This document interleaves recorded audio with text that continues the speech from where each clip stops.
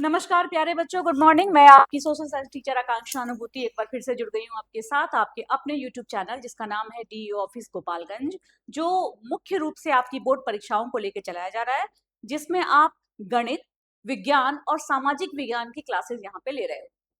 ठीक है, इसमें आप देखोगे कि हमने सामाजिक विज्ञान में इतिहास का एक चैप्टर कंप्लीट कर दिया है, भूगोल के चैप्टर्स कंप्लीट हो गए हैं, अर्थव्यवस्था के 2 चैप्टर्स हमने कंप्लीट कर लिए हैं ऑलरेडी, और राजनीति विज्ञान यानी कि सिविक्स यानी कि पॉलिटिकल साइंस का भी एक चैप्टर हम खत्म कर चुके हैं, और साथ ही साथ इनके महत्वपूर्ण प्रश्न जो हैं वो भी अपलोड हो चुके हैं। आज बच्चों हम जो शुरू करने जा रहे हैं वो है आपके पॉलिटिकल साइंस का दूसरा चैप्टर, अध्याय 2, जिसका नाम है सत्ता में साझेदारी की कार्यप्रणाली। आप कहोगे कि एक पूरे चैप्टर हम सत्ता में साझेदारी पढ़ते रहे, अब इसकी कार्यप्रणाली भी पढ़नी है। जी हाँ, बात वही है, बेस वही है, लेकिन अब इसको व्यवहारिक स्तर पे देखना है।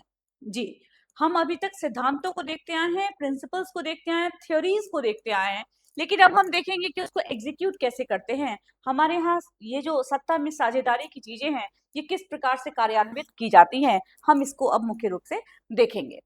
तो बच्चों, जैसा कि आप जानते हैं, सत्ता में साझेदारी यानी कि पावर शेयरिंग, आपने जो पहला चैप्टर पढ़ा था उसमें हमने बेल्जियम और श्रीलंका के उदाहरण पढ़े थे, वहां के केसेस देखे थे, और इसके साथ ही साथ हमने ये भी देखा था कि पावर शेयरिंग यानी कि सत्ता में साझेदारी कितने प्रकार की होती है, क्यों आवश्यक होती है, इसका क्या औचित्य है।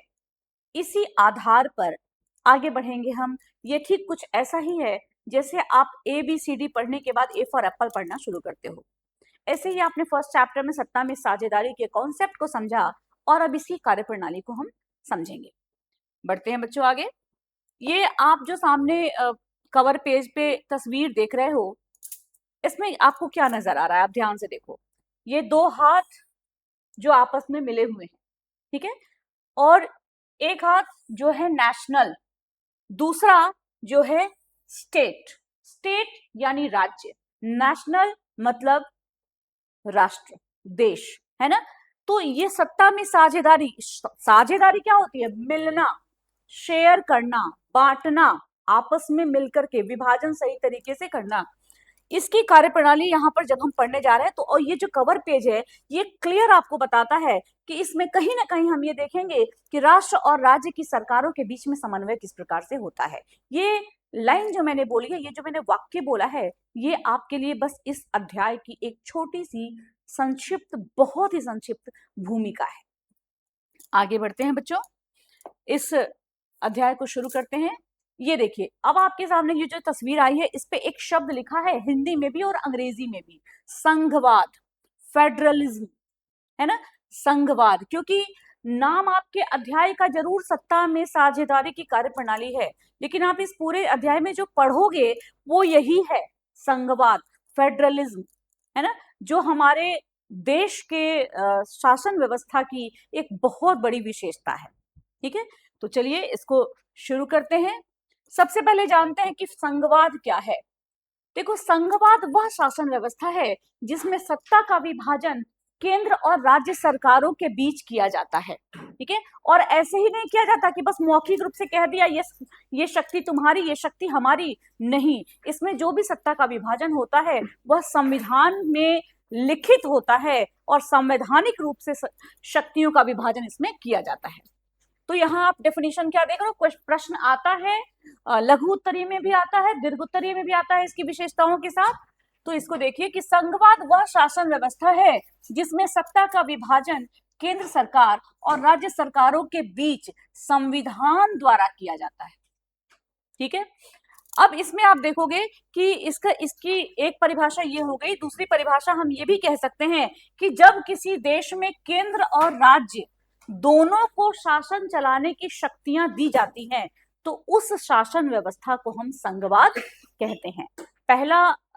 जो पहली परिभाषा हमने देखी वो क्या थी कि जब किसी शासन व्यवस्था में सत्ता का विभाजन केंद्र और राज्य सरकारों के बीच किया जाता है तो इसे हम संघवाद कहते हैं। दूसरी परिभाषा हमने देखी कि जब किसी देश में केंद्र और राज्य दोनों ही प्रकार की सरकारों को शासन चलाने की शक्तियां सौंपी जाती हैं तो उसे संघवाद कहते हैं। सिमिलरली ये तीसरी परिभाषा भी आपको दिख रही है कि केंद्र और राज्यों के बीच संवैधानिक रूप से शक्तियों के विभाजन की व्यवस्था को संघवाद कहते हैं। तो आप देखोगे बच्चों की संघवाद की ही अलग अलग परिभाषाएं यहाँ लिखी हुई है, ताकि आपको बार बार जब आप एक चीज को रिपीट करते हो तो वो चीजें उनके साथ हमारी अंडरस्टैंडिंग डेवलप होने लगती है। आपको जिस परिभाषा के साथ अपनी जान पहचान ज्यादा महसूस होने लगे उस परिभाषा को उठाइए, 2-4 बार पढ़िए, याद कीजिए, क्योंकि बहुत ही महत्वपूर्ण है। आगे बढ़ते हैं। अब हम यहाँ पर जो देखेंगे, एकात्मक शासन व्यवस्था और संघीय शासन व्यवस्था में क्या अंतर है। देखो, संघीय शासन व्यवस्था यानी कि संघवाद की शासन व्यवस्था, और दूसरी तरफ एकात्मक शासन व्यवस्था। जब हम दोनों में अंतर पूछ रहे हैं, इसका मतलब तो इतना तो तय है कि दोनों एक नहीं है, दोनों में कुछ ना कुछ डिफरेंसेस हैं। तो आइए इसको देखते हैं और कि इसमें क्या डिफरेंस है, क्या अंतर है। सबसे पहले एकात्मक शासन व्यवस्था की बात करते हैं। एक आत्मक यानी कि जहां पर एक ही स्तर की शासन व्यवस्था हो। इसका पहला पॉइंट है सत्ता का केंद्रीकरण। इसमें शासन की अधिकांश शक्तियां केंद्र सरकार के पास होती हैं। किसमें? एकात्मक शासन व्यवस्था में शासन की अधिकांश शक्तियां किसके पास होती है? केंद्र सरकार के पास, है ना। जैसे अभी अगर आप उदाहरण लीजिए, अगर हमारे भारत में एकात्मक शासन व्यवस्था होती तो हमारे यहाँ की शासन की पूरी शक्तियां किसके पास होती? भारत सरकार के पास, जो कि हमारी केंद्र सरकार है, अगर होती। ये उदाहरण है। दूसरा है एक ही सर्वोच्च सरकार। पूरे देश में मात्र केंद्र सरकार ही होती है जो सर्वोच्च मानी जाती है, जिसके फैसलों को सभी को मानना होता है, क्योंकि सारी की सारी शक्तियां उसी में निहित होती हैं। ठीक है। नेक्स्ट है राज्यों की सीमित शक्ति। अब इसमें क्या है कि एकात्मक शासन व्यवस्था में कि अगर राज्यों के पास कुछ शक्तियां थोड़ी बहुत हैं भी, अगर, एक तो होती नहीं, और अगर हैं भी तो वो केंद्र सरकार के अधीन होती है। अधीन का मतलब कि राज्य के पास शक्ति तो है, लेकिन वह उस शक्ति का उपभोग अपने हिसाब से नहीं कर सकता। उसे अपनी ही शक्ति का उपभोग करने के लिए केंद्र सरकार की अनुमति की आवश्यकता होती है।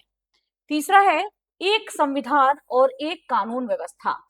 सामान्यतः इस तरह की व्यवस्था में पूरे देश में एक जैसे कानून ही होते हैं।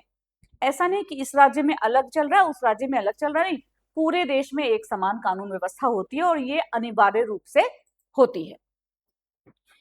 संविधान में आसानी से संशोधन।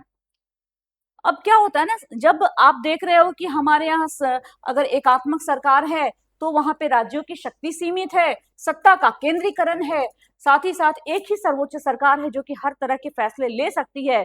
ऐसे में संविधान में परिवर्तन करना भी उनके लिए बहुत आसान होता है। उन्हें अपनी जब उनकी इच्छा होगी, जब उन्हें आवश्यकता महसूस होगी, वो बहुत आसानी से संविधान में परिवर्तन कर देते हैं। और अगर ऑफिशियल लैंग्वेज में बोलूं तो संविधान में परिवर्तन को हम क्या कहते हैं? संशोधन। इंग्लिश में कहते हैं अमेंडमेंट। ठीक है, आगे बढ़ते हैं। प्रशासनिक एकरूपता। इस व्यवस्था में, एकात्मक शासन व्यवस्था में, पूरे देश में नीतियों और प्रशासन के जो नियम होते हैं उनमें एक रूपता होती है। एक समान चीजें, एक समान कार्यप्रणाली इसमें पाई जाती है। निश्चित रूप से जब केंद्रीकरण है, जब आदेश एक जगह से आ रहा है, जब नीतियों का निर्धारण एक जगह से किया जा रहा है, तो उसके कार्यप्रणाली में एक रूपता होनी बहुत ही स्वाभाविक है। इसके बाद है त्वरित निर्णय शक्ति। इसमें क्या होता है ना कि चूंकि शासन व्यवस्था एक जगह केंद्रित होती है, सारी शक्तियां केंद्र सरकार के पास, सर्वोच्च सत्ता केंद्र सरकार, संविधान में परिवर्तन केंद्र सरकार, तो ऐसे में क्या होता है कि कोई भी फैसला लेना, डिसीजन लेना बहुत ही आसान होता है। आसान का मतलब कि जल्दी होता है। आमतौर पे आप देखोगे कि लोकतंत्र के ज्यादातर सिस्टम में, अगर संघीय शासन व्यवस्था, अभी हम इसको भी पढ़ेंगे, तो उसमें क्या होता है ना कि आपको डिसीजन लेने के लिए बहुत सारे चीजों से, बहुत सारी प्रक्रियाओं से गुजरना पड़ता है। राज्यों से भी सहमति लेनी पड़ती है, अलग अलग सदनों से भी सहमति लेनी पड़ती है। लेकिन एकात्मक व्यवस्था में क्या होता है कि केंद्रित होने के कारण यहाँ पे निर्णय जल्दी लिए जाते हैं। आगे बढ़ते हैं। नेक्स्ट है, अब हम जानेंगे संघीय शासन व्यवस्था के बारे में। एक बार मैं रिपीट कर दूं त्वरित तरीके से, एकात्मक शासन व्यवस्था में क्या था देखिए। सबसे पहली बात, यहाँ सत्ता का केंद्रीकरण होता है, यहाँ एक ही सर्वोच्च सरकार होती है, राज्यों के पास शक्ति होती भी है तो सीमित होती है, एक संविधान होता है, एक कानून व्यवस्था होती है, संविधान में बहुत आसानी से संशोधन किए जा सकते हैं, प्रशासनिक एकरूपता होती है, पूरे देश में एक जैसा प्रशासन होता है और इनकी निर्णय शक्ति भी बहुत ही त्वरित होती है। नेक्स्ट पे चलते हैं। अब एकात्मक से हम किसकी तुलना करेंगे? हम तुलना करेंगे संघीय शासन व्यवस्था की। अब ये संघीय शासन व्यवस्था क्या है? बिल्कुल वही जो संघवाद में शासन व्यवस्था है, उसी को हम संघीय शासन व्यवस्था कहते हैं। अब चलिए देखते हैं कि इसमें क्या क्या हमें फीचर्स मिलते हैं जो एकात्मक से अलग हैं। सबसे पहली बात, इसमें 2 या 2 से अधिक स्तर की सरकारें होती हैं। जी हाँ, 2 या 2 से अधिक स्तर की सरकारें। उदाहरण आप अपने देश को देखिए, हमारे देश को देखिए। आप जिस राज्य में रहते हैं उसका नाम बिहार है, यानी हमारी एक सरकार तो बिहार सरकार है, लेकिन हमारी दूसरी भी सरकार है जो भारत सरकार है, यानी नागरिक वही है, लेकिन हमारे ऊपर 2 सरकारों का शासन चल रहा है। हमारे लिए नीतियों नियमों का निर्माण, कानूनों का निर्माण 2 स्तर की सरकारें मिलकर करती हैं, और तीसरे स्तर की सरकार भी हमारे बीच में है, जिसे हम स्थानीय स्वशासन या पंचायत या स्थानीय निकाय के नाम से जानते हैं। तो पहला इसका क्या हुआ? 2 या 2 से अधिक स्तर की सरकार। जबकि संघीय व्यवस्था में क्या था? एक ही स्तर की सरकार थी। दूसरा है शक्तियों का संवैधानिक विभाजन। अब देखो, संविधान द्वारा केंद्र और राज्यों के कार्य अलग अलग निर्धारित होते हैं, है ना। मैंने अभी आपको जब संघवाद की परिभाषा बताई तो मैंने आपको बताया था कि इनके बीच में शक्तियों का विभाजन होता है, और ये विभाजन कैसे होता है? संविधान द्वारा लिखित रूप में विभाजन होता है ना। तो यहाँ यही दिया जा रहा है कि संघीय शासन व्यवस्था में शक्तियों का विभाजन लिखित रूप से संविधान द्वारा निर्धारित किया जाता है। तीसरा है लिखित संविधान। संघीय व्यवस्था में संविधान सामान्यतः लिखित होता है। अब लिखित है तभी तो लिखित रूप से हमने शक्तियों का विभाजन कर रखा है, बट नेचुरल है। संविधान की सर्वोच्चता होती है। वहां क्या सर्वोच्च था? वहां केंद्रीय सरकार सर्वोच्च थी, एकात्मक व्यवस्था सर्वोच्च थी, लेकिन यहाँ क्या सर्वोच्च है? यहाँ संविधान की सर्वोच्चता है। सभी सरकारें संविधान के अनुसार कार्य करती हैं और संविधान के अनुसार ही अपनी नीतियों का निर्माण करती हैं। नेक्स्ट है स्वतंत्र न्यायपालिका। यहाँ पर स्वतंत्र न्यायपालिका होती है कहाँ? केंद्रीय जो हमारे संघीय शासन व्यवस्था है उसमें स्वतंत्र न्यायपालिका होती है। इसका रोल क्या होता है ये भी समझिए कि एक तो संघीय शासन व्यवस्था में केंद्र और राज्यों के बीच में शासन की शक्तियों का बंटवारा हो रखा है, लेकिन और ये संविधान में लिखित भी है। लेकिन इनकेस किसी कारण से अगर विवाद की स्थिति आती है तो उसका निपटारा हमारी न्यायपालिका के द्वारा होता है। लेकिन आप सोच के देखो कि अगर ये न्यायपालिका स्वतंत्र न हो, सरकारों के अधीन हो, केंद्र सरकार के अधीन हो, राज्य सरकार के अधीन हो, तो क्या वह विवाद का निपटारा निष्पक्ष रूप से कर पाएगी?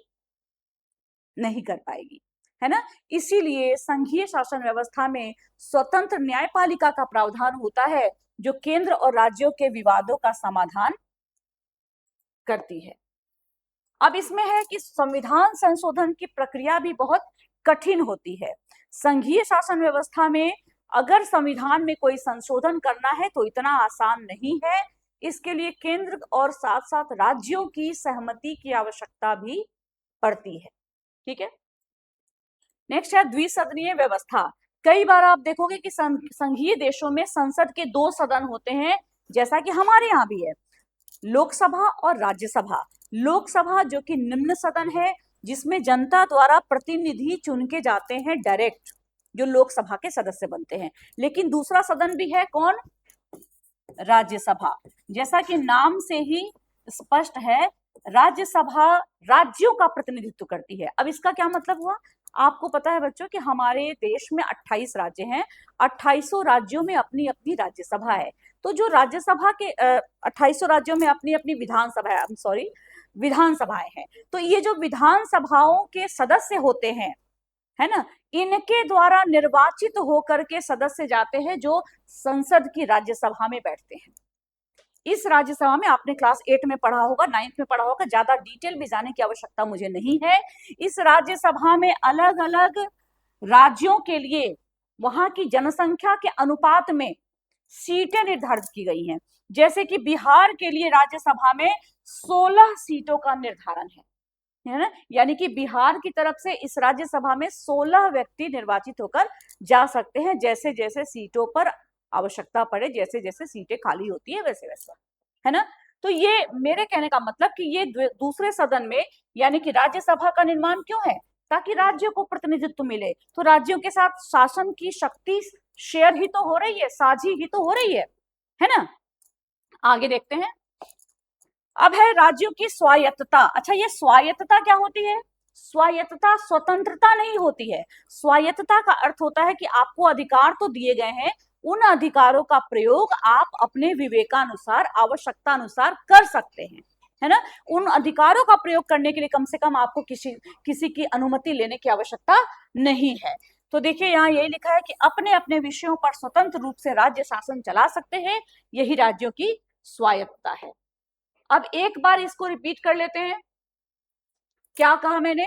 2 या 2 से अधिक स्तर की सरकारें होंगी, शक्तियों का संवैधानिक विभाजन होगा, लिखित संविधान होगा, संविधान की सर्वोच्चता होगी, स्वतंत्र न्यायपालिका होगी, संविधान संशोधन की विशेष प्रक्रिया होगी, इसके साथ ही साथ द्विसदनीय व्यवस्था होगी और राज्यों की स्वायत्तता भी होगी। जबकि आपने देखा था जब हमने एकात्मक शासन व्यवस्था की बात की थी तो हमने क्या कहा था कि यहाँ सत्ता का केंद्रीकरण होता है, एक ही स्तर की सरकार के पास सारी शक्तियां केंद्रित होती हैं, एक ही सर्वोच्च सरकार होती है, राज्यों की शक्ति काफी सीमित होती है। साथ ही साथ आप देखोगे कि एक संविधान और एक कानून व्यवस्था पूरे देश में लागू होती है। संविधान में संशोधन काफी आसानी से किया जा सकता है और प्रशासनिक एकरूपता यहाँ होती है। पूरे देश में नीतियों और प्रशासन में बहुत एकरूपता होती है क्योंकि केंद्रीकरण होता है, कंट्रोल एक जगह पे होता है, ठीक है। और साथ में हमने देखा कि त्वरित निर्णय शक्ति, जब एक जगह से निर्णय लिया जा रहा है, उस निर्णय के लिए कोई विभिन्न प्रकार की प्रक्रियाएं नहीं है, विभिन्न मीडिया चैनल्स नहीं है, थ्रू प्रॉपर चैनल नहीं जाना है, एक जगह से निर्णय होना है, तो डिसीजन बहुत आसान होता है। आप सोच के देखो, आपके घर में कोई फैसला लेना है, आपके पिताजी को लेना है, उन्होंने आपने पूछा, उन्होंने फैसला दे दिया, लेकिन अगर वही फैसला आपके चाचा जी से, आपके दादाजी से, आपकी मम्मी से, आपकी चाची से, आपकी दादी से, सबसे बात करके राय मशवरा करके लेना है, तो उस फैसले को लेने में थोड़ा सा समय लगता है ना। बस यही बात है यहाँ पर एक सरकार को फैसला लेना होता है तो वो त्वरित यानी कि क्विक डिसीजंस ले पाती है, जबकि वहीं हमने संघीय शासन व्यवस्था में इस चीज के बिल्कुल अपोजिट चीजें देखी। 2 या 2 से अधिक सरकारें, शक्तियों का विभाजन, राज्यों की स्वायत्तता, लिखित संविधान, संविधान की सर्वोच्चता, द्विसदनीय व्यवस्था होती है यहाँ पर, और साथ ही साथ आप देखोगे कि स्वतंत्र न्यायपालिका भी होती है ना। ये सारे चीजें थी जो कि इन दोनों में परिवर्तन, इन दोनों में अंतर को दिखाते हैं, डिफरेंसेस को दिखाते हैं, ठीक है।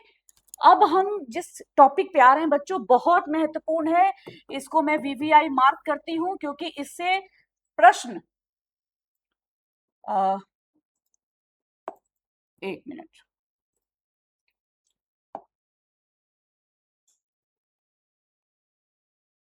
इससे प्रश्न बहुत ज्यादा आते हैं।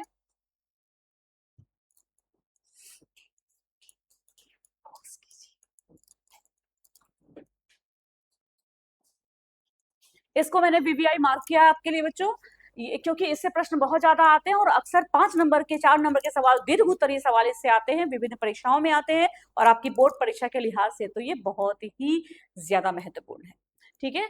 तो अब देखिए संघवाद की मुख्य विशेषताएं क्या है। अब आप जब मैं ये विशेषताएं बताऊंगी ना और आप इस स्लाइड को पढ़ोगे भी तो आपको पता चलेगा कि अभी जस्ट पहले हमने जो स्लाइड डिस्कस किया, जो कि संघीय शासन व्यवस्था और एकात्मक शासन व्यवस्था के बीच के अंतर की स्लाइड थी, उसमें जो पॉइंट्स हमने संघीय व्यवस्था में दिए थे, सेम पॉइंट्स यहाँ भी रिपीटेड है। मैं एक बार फिर से बता रही हूँ, वही सारी चीजें हैं, बहुत तेजी में बताऊंगी क्योंकि उनको मैं ऑलरेडी एक्सप्लेन कर चुकी हूँ। पहली, यहाँ की सरकारें 2 या 2 से अधिक स्तर की होती हैं, कहाँ? संघीय शासन व्यवस्था में। दूसरी, यहाँ शक्तियों का विभाजन होता है और ये विभाजन लिखित संविधान के द्वारा होता है ना, मौखिक नहीं होता है, लिखित होता है, संवैधानिक रूप से शक्तियों का विभाजन होता है, ये स्पष्ट होता है बहुत ज्यादा। फिर है संविधान की सर्वोच्चता, सभी सरकारों को संविधान के अनुसार कार्य करना पड़ता है। साथ में स्वतंत्र न्यायपालिका होती है। देखो सारे पॉइंट्स वही आ रहे हैं जो मैंने अभी अभी बताया आपको, यहाँ स्वतंत्र न्यायपालिका होती है। न्यायपालिका ही राज्यों और केंद्र के बीच में विवादों का समाधान करती है। संविधान संशोधन की विशेष प्रक्रिया यहाँ होती है, क्योंकि संविधान में बदलाव के लिए राज्यों की सहमति की भी आवश्यकता कई बार पड़ती है। राज्यों की स्वायत्तता बहुत महत्वपूर्ण है, क्योंकि राज्य अपने निर्धारित विषयों पर स्वतंत्र रूप से शासन चला पाते हैं संघवाद के शासन में। द्विसदनीय विधायिका भी होती है। यहाँ एक दो चीजें जो मैं आपको बताना चाहूंगी, थोड़ा सा ऐड करना चाहूंगी, वो ये है कि आप इसको समझो। ये जो है ना शक्तियों का विभाजन, हमारे ऊपर शासन कौन करता है? सरकार। सरकार शासन करने में क्या करती है? हमारे लिए आदेश देती है, नीतियां बनाती है, कानून बनाती है, निर्णय लेती है, राइट। ये जो कानून बनते हैं, इनके कुछ विषय बनाए गए हैं, कुछ टॉपिक्स बनाए गए हैं कि किस किस चीज से रिलेटेड किन किन बातों के लिए कानून बनेंगे, है ना। अब आप देखो कि आपके लिए भारत सरकार भी कार्य कर रही है और आपके लिए बिहार सरकार भी कार्य कर रही है। अब मान लो आप क्लास में बैठे हो, आपको भारत सरकार कहे कि बैठ जाओ, बिहार सरकार कहे कि खड़े हो जाओ, क्या करोगे आप? हवा में तो रह नहीं सकते, तो ये तो बड़ी कंफ्यूजन वाली स्थिति हो जाएगी। इन्हीं चीजों से बचाने के लिए, इसी तरह के डायलेमा से बचाने के लिए हमारे संविधान में चौथी अनुसूची, कौन सी? चौथी अनुसूची में 3 सूचियां यानी कि 3 लिस्ट का प्रावधान किया गया है। 3 लिस्ट जो आपने क्लास 8 में पढ़ा होगा। ये 3 लिस्ट कौन कौन सी है मैं यहां लिख रही हूं। एक है संघ सूची, आगे आप इसके बारे में पढ़ोगे भी। दूसरी है राज्य सूची और तीसरी है समवर्ती सूची। यूनियन लिस्ट, स्टेट लिस्ट और कंकरेंट लिस्ट। इसमें क्या है कि इसमें जो जिन विषयों पर भी देश में कानून बनाने की, निर्णय लेने की, नीतियां बनाने की आवश्यकता पड़ती है सामान्य रूप से, उन सभी विषयों को 3 भाग में बांट दिया गया है, 3 सूचियों में। संघ सूची में वो विषय रखे गए हैं जिन पे केवल और केवल केंद्र सरकार ही कानून बना सकती है। वहीं राज्य सूची में वे विषय रखे गए हैं जिन पे राज्य सरकार कानून बना सकती है, और समवर्ती सूची में वो विषय रखे गए हैं जिन पर राज्य सरकार भी कानून बना सकती है और केंद्र सरकार भी। लेकिन अब आप एक प्रश्न पूछोगे कि मैम दोनों जहां अलग अलग बना सकते हैं वो तो ठीक है, लेकिन जहां दोनों बना सकते हैं वो कैसे चलेगा? तो मैं आपको उदाहरण देती हूँ। शिक्षा, एजुकेशन, ये शिक्षा जो विषय है ये समवर्ती सूची में है। समवर्ती सूची का मतलब क्या? इस पे संघ सरकार भी फैसला ले सकती है और राज्य सरकार भी। तो फिर किसका माने हम, अगर दोनों ले ले तो अगर दोनों ने ले लिया तो हमारे लिए कौन ज्यादा महत्वपूर्ण है? हमारे लिए, हमारे देश का जो संघवाद है वो थोड़ा सा एकात्मकता का टच लिए हुए है। यानी है तो संघवाद, संघवाद की सारी विशेषताएं हैं, लेकिन जहां दोनों में टकराव होता है वहां पे देश की एकता को बनाए रखने के लिए, व्यवस्था को बनाए रखने के लिए हम संघ सरकार यानी कि केंद्र सरकार की बात को मानते हैं। यानी जहां इस विषय पर दोनों ने नियम बना दिए, दोनों ने नीति बना दी, दोनों ने कानून बना दिए, तो हमें किसे वरीयता देनी है? वरीयता संविधान के अनुसार मिलेगी संघ सरकार यानी कि केंद्र सरकार। ठीक है, ये याद रखना कि ये कौन सी सूची में है? चौथी अनुसूची में है। मैं आगे भी इसके बारे में आपको बताऊंगी इस चैप्टर में आगे चलकर। अब आगे नेक्स्ट पे आते हैं। नेक्स्ट है कि संघीय व्यवस्था के गठन के मुख्य तरीके। अब किसी भी चीज की उत्पत्ति का कुछ तरीका होता है, कहीं ना कहीं से उत्पत्ति हुई होती है, कुछ ना कुछ उसका इतिहास होता है ना, कुछ ना कुछ उसका बेस होता है। तो ये जो संघीय व्यवस्था है इसके गठन के यानी कि कमिंग ऑफ द फेडरलिज्म के 2 तरीके बताए गए हैं। 2 रूप में संघीय व्यवस्था का गठन होता है। एक है साथ आकर संघ बनाना, जिसे हम कहते हैं कमिंग टुगेदर, कमिंग टुगेदर। दूसरा होता है holding together, holding together federation, यानी साथ रखकर संघ बनाना। अब देखो कितनी बारीक सी बात है, आपसे कोई कहे कि साथ आकर और साथ रखकर, एक बार में सुनने में लगता है कि दोनों एक ही बातें हैं, लेकिन जब फेडरलिज्म के बात में आते हैं तो थोड़ा सा उसको हम डीपली समझते हैं कि साथ आने और साथ रखने में अंतर है। कैसे, समझिए इसको। साथ आकर संघ बनाने में क्या होता है ना कि कई स्वतंत्र राज्य अपनी सुरक्षा, आर्थिक विकास और एकता के लिए मिलकर एक संघ का निर्माण करते हैं। यानी कि कुछ राज्य जो आपस में अपने में स्वतंत्र हैं, लेकिन उन्हें लगता है कि अगर हम एक हो जाएं तो हम सुरक्षित रहेंगे, आर्थिक रूप से मजबूत रहेंगे, एक रहेंगे और हमारा विकास हो सकेगा। ये सोच के वो एक साथ मिलते हैं और मिल करके एक संघ का निर्माण करते हैं। ठीक है, जैसे अब इसमें क्या होता है कि सभी राज्यों को एक समान अधिकार होते हैं, जैसे कि संयुक्त राज्य अमेरिका, स्विट्जरलैंड, ऑस्ट्रेलिया, ये कुछ ऐसे संघीय राज्य हैं, संघीय क्षेत्र है जिनको कमिंग टुगेदर के द्वारा बनाया गया है। यानी कि स्वतंत्र राज्यों ने मिल करके, जैसे 50 राज्यों ने मिलकर फैसला किया कि अगर हम मिल जाएं तो हम मिल करके एक संघीय देश बनाते हैं, जो कि जिसकी वजह से हम सभी का विकास होगा, हम सभी को अधिकार मिलेंगे और हम सभी के लिए सुरक्षा भी रहेगी। और उन्होंने बनाया संयुक्त राज्य America, United states of America. संयुक्त नाम में ही है, राज्य, राज्यों ने संयुक्त होकर क्या बनाया, अमेरिका, संयुक्त राज्य America, United states of America. ये इसका उदाहरण है। इसमें क्या होता है, इसमें राज्यों की शक्तियां अधिक होती हैं, सभी राज्यों का दर्जा एक समान होता है और केंद्र सरकार के पास कम शक्ति होती है। क्योंकि यहाँ पर किसने बनाया है, आप देखो कि जो बनाने वाला होता है, जो सृजन करने वाला होता है, वह हमेशा ऊपर होता है। यहाँ बनाने वाला कौन है, राज्य हैं, इसीलिए राज्यों की शक्तियां अधिक हैं। दूसरे में चलते हैं। दूसरा है साथ रखकर संघ बनाना, होल्डिंग टुगेदर। इसमें क्या होता है कि एक देश जो बड़ा देश है, उसे लगता है कि हम अगर अपने पूरे क्षेत्र को कुछ हिस्सों में, कुछ राज्यों में बांट दें, कुछ राज्यों के रूप में बांट दें, तो हम प्रशासन अच्छे से चला सकते हैं, हमारे देश में एकता बनी रहेगी, हमारे देश के लिए आगे चलने के लिए प्रशासनिक सुविधा अच्छी होगी और देश के विकास के लिए भी ठीक रहेगा। और इसलिए वह अपने क्षेत्र को, अपने पूरे मेनलैंड को कुछ राज्यों में बांट देता है। जैसे कि इसका उदाहरण है भारत।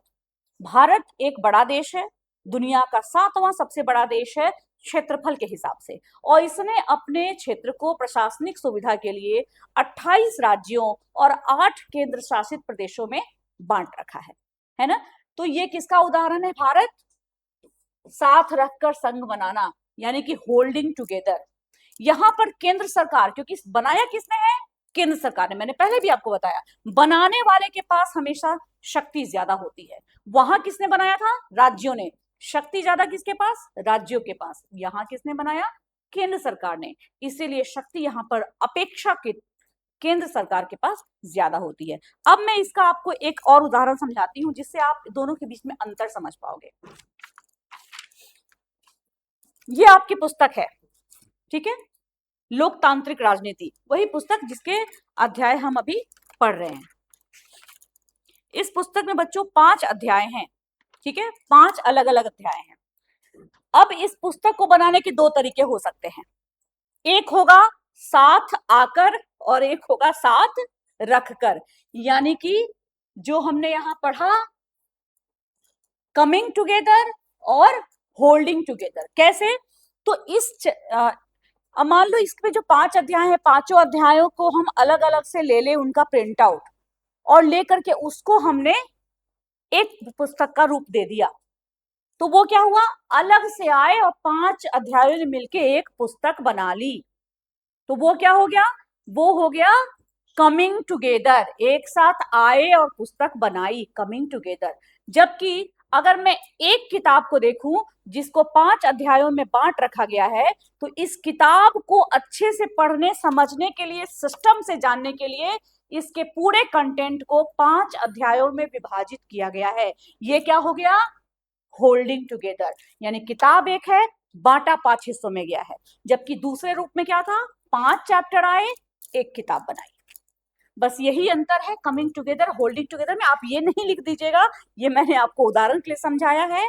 कमिंग टुगेदर में अलग अलग स्वतंत्र राज्य आते हैं, मिलके एक संघ का निर्माण करते हैं, जबकि होल्डिंग टुगेदर में एक स्वतंत्र देश अलग अलग राज्यों का निर्माण करता है। ठीक है बच्चों, इसके साथ ही मैं आज के इस क्लास को विराम दूंगी।